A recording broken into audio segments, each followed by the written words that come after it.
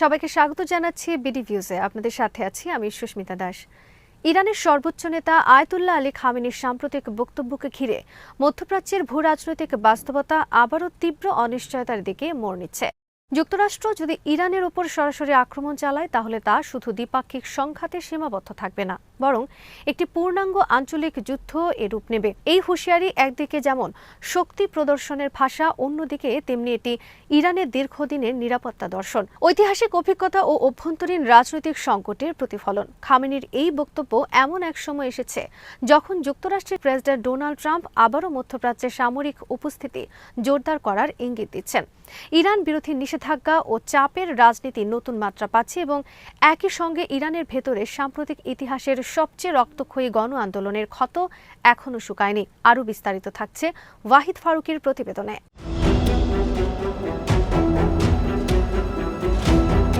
খামেনির বক্তব্যের পটভূমিতে প্রথমেই যে বিষয়টি সামনে আসে তা হল ১৯৭৯ সালের ইসলামী বিপ্লবের স্মৃতি ও তার রাজনৈতিক ব্যবহার। আয়াতুল্লাহ রুহুল্লাহ খামেনির নির্বাসন থেকে প্রত্যাবর্তন কেবল একটি শাসক পরিবর্তনের ঘটনা ছিল না, বরং তা ছিল যুক্তরাষ্ট্র সমর্থিত রাজতান্ত্রিক ব্যবস্থার বিরুদ্ধে এক তীব্র আদর্শিক বিদ্রোহ। সেই বিপ্লবের উত্তরাধিকার বহনকারী বর্তমান শাসন ব্যবস্থা নিজেকে আজও পশ্চিমা আধিপত্য, বিশেষ করে মার্কিন প্রভাবের বিরুদ্ধে প্রতিরোধের প্রতীক হিসেবে তুলে ধরে। খামেনির ভাষণে ইরানকে গ্রাস করার চেষ্টা, তেল ও গ্যাস লুটের ষড়যন্ত্র, এই শব্দচয়ন আসলে সেই বিপ্লবী বয়ানকেই নতুন করে সক্রিয় করার চেষ্টা, যার মাধ্যমে অভ্যন্তরীণ অসন্তোষকে বাইরের শত্রুর বিরুদ্ধে ঐক্যের ডাক হিসেবে রূপান্তর করা যায়।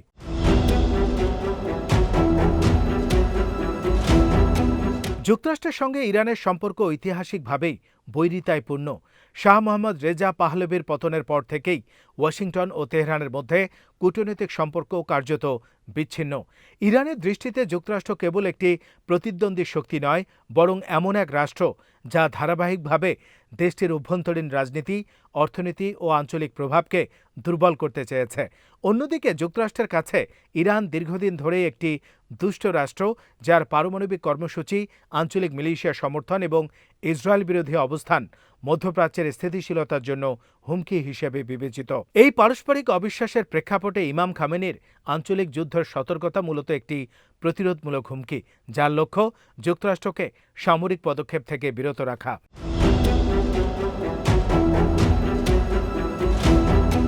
এই হুমকির বাস্তবতা বুঝতে হলে মধ্যপ্রাচ্যের শক্তির ভারসাম্য বিশ্লেষণ করা জরুরি।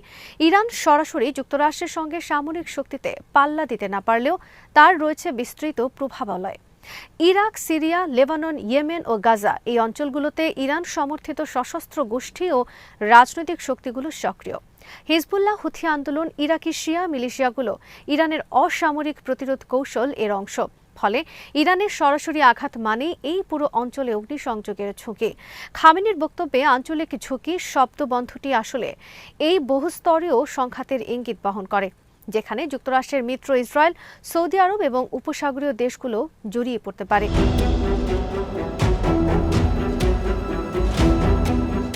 খামেনির ভাষণে আরেকটি গুরুত্বপূর্ণ দিক হল সাম্প্রতিক অভ্যন্তরীণ আন্দোলনকে বিদ্রোহ বা কুয়ের সঙ্গে তুলনা করা। ২০২৪ সালের শেষ দিকে শুরু হওয়া অর্থনৈতিক প্রতিবাদ দ্রুতই রাজনৈতিক ও সামাজিক আন্দোলনে রূপ নেয়। মুদ্রাস্ফীতি, বেকারত্ব, রিয়ালের অবমূল্যায়ন, জ্বালানি ও পানি সংকট, পরিবেশ দূষণ, এসব সমস্যার সঙ্গে যুক্ত হয় ব্যক্তিগত স্বাধীনতা ও সামাজিক নিয়ন্ত্রণ প্রশ্ন। রাষ্ট্রীয় বর্ণনায় এসব আন্দোলনকে বিদেশি ষড়যন্ত্র হিসেবে উপস্থাপন করা হলেও বাস্তবে এটি ছিল বহুস্তরীয় ক্ষোভের বিস্ফোরণ। খামেনি যখন একে সেডিশন বা রাষ্ট্রদ্রোহ বলে অভিহিত করেন, তখন তিনি মূলত শাসন ব্যবস্থার বৈধতা রক্ষার প্রচলিত কৌশলে অনুসরণ করেন, যেখানে অভ্যন্তরীণ বিরোধীদের বিদেশি শক্তির হাতিয়ার হিসেবে দেখানো হয়।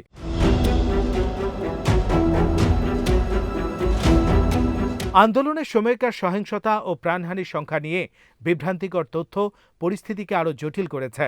জাতিসংঘ মানবাধিকার সংস্থা ও প্রবাসী ইরানি কর্মীদের দাবি অনুযায়ী নিহতের সংখ্যা কয়েক হাজার থেকে শুরু করে ২০,০০০-এর বেশি হতে পারে। বিপরীতে রাষ্ট্রীয় হিসেবে এই সংখ্যা অনেক কম দেখানো হচ্ছে এবং দায় চাপানো হচ্ছে সন্ত্রাসীদের ওপর। এই তথ্যযুদ্ধ ইরানের অভ্যন্তরীণ রাজনীতিতে গভীর বিভাজন সৃষ্টি করেছে।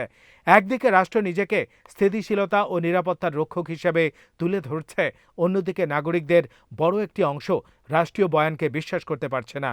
খামেনির বক্তব্যে যখন বলা হয় কু দমন করা হয়েছে, তখন সেটি কেবল শক্তি প্রদর্শন নয়, বরং একটি মানসিক বার্তা। রাষ্ট্র এখনও নিয়ন্ত্রণে রয়েছে।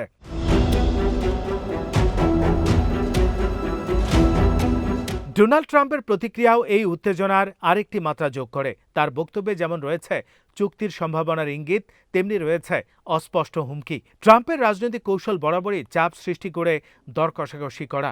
ইরান পারমাণবিক চুক্তি থেকে যুক্তরাষ্ট্রের একতরফা প্রত্যাহার, কঠোর নিষেধাজ্ঞা আরোপ, এসব পদক্ষেপ ইরানকে অর্থনৈতিকভাবে চরম চাপে ফেলেছে। খামেনির বক্তব্য সেই প্রেক্ষাপটে একটি প্রতিরোধমূলক অবস্থান, যেখানে তিনি দেখাতে চান যে ইরান চাপে নতি স্বীকার করবে না। একই সঙ্গে তিনি জানান, যুক্তরাষ্ট্র সরাসরি যুদ্ধের ঝুঁকি নিতে দ্বিধাগ্রস্ত, কারণ এর ফলাফল অনিশ্চিত ও ব্যয়বহুল।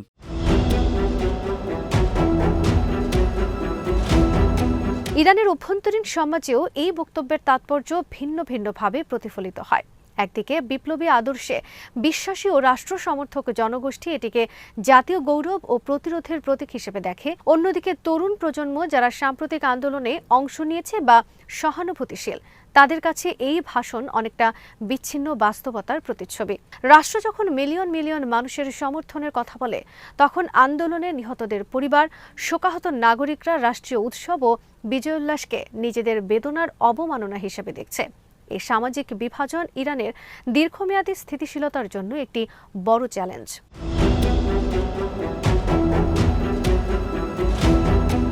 ইউরোপীয় ইউনিয়নের ইসলামিক রেভলিউশনারি গার্ড কোর আইআরজিসিকে সন্ত্রাসী সংগঠন হিসেবে তালিকাভুক্ত করার সিদ্ধান্ত এই উত্তেজনায় নতুন মাত্রা যোগ করেছে।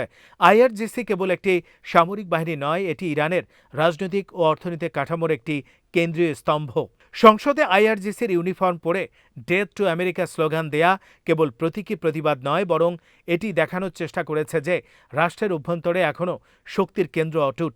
তবে এই ধরনের প্রতিক্রিয়া আন্তর্জাতিক অঙ্গনে ইরানের বিচ্ছিন্নতায় বাড়াতে পারে, যা অর্থনৈতিক সংকট আরও গভীর করবে।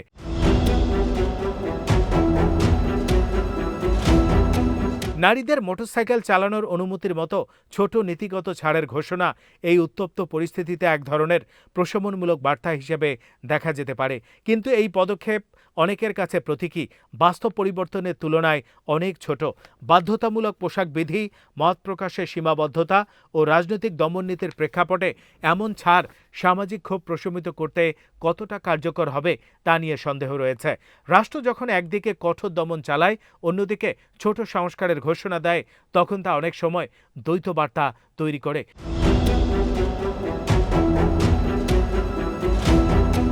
সব মিলিয়ে খামেনির আঞ্চলিক যুদ্ধের হুঁশিয়ারি কেবল একটি তাৎক্ষণিক প্রতিক্রিয়া নয়, বরং এটি ইরানের দীর্ঘমেয়াদী কৌশল, অভ্যন্তরীণ সংকট এবং আন্তর্জাতিক চাপের সমন্বিত প্রতিফলন। যুক্তরাষ্ট্রের জন্য এই বক্তব্য একটি সতর্ক সংকেত। ইরানকে সামরিকভাবে আক্রমণ করা মানেই কেবল একটি রাষ্ট্রের সঙ্গে যুদ্ধ নয়, বরং পুরো মধ্যপ্রাচ্যকে অস্থিতিশীল করার ঝুঁকি নেয়া।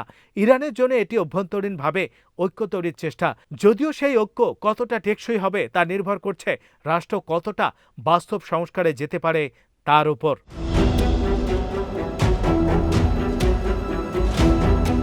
এই উত্তেজনার ভবিষ্যৎ নির্ভর করছে কয়েকটি গুরুত্বপূর্ণ বিষয়ের উপর। যুক্তরাষ্ট্রের রাজনৈতিক নেতৃত্বের সিদ্ধান্ত, ইরানের অভ্যন্তরীণ সামাজিক চাপে রাষ্ট্রের প্রতিক্রিয়া, আঞ্চলিক মিত্র ও প্রতিদ্বন্দ্বীদের অবস্থান এবং আন্তর্জাতিক কূটনীতির ভূমিকা। ইতিহাস দেখিয়েছে ইরান যুক্তরাষ্ট্র সম্পর্ক কখনোই সরল ছিল না। এটি বরাবরই সংঘাত, হুমকি ও আলোচনার জটিল মিশ্রণ। খামেনির সাম্প্রতিক বক্তব্য সেই দীর্ঘ ইতিহাসের আরেকটি অধ্যায়, যা হয়তো আবারও প্রমাণ করবে যে মধ্যপ্রাচ্যের শক্তির ভাষা যতটা উচ্চকিত, সমাধানের পথ ততটাই জটিল ও অনিশ্চিত। আজ এখানেই শেষ করছি। সবাই ভালো থাকুন, সুস্থ থাকুন আর দেখতে থাকুন বিডি ভিউজ। চ্যানেলটি ভালো লাগলে সাবস্ক্রাইব করুন, সংযুক্ত থাকুন আমাদের ফেসবুক পেজে।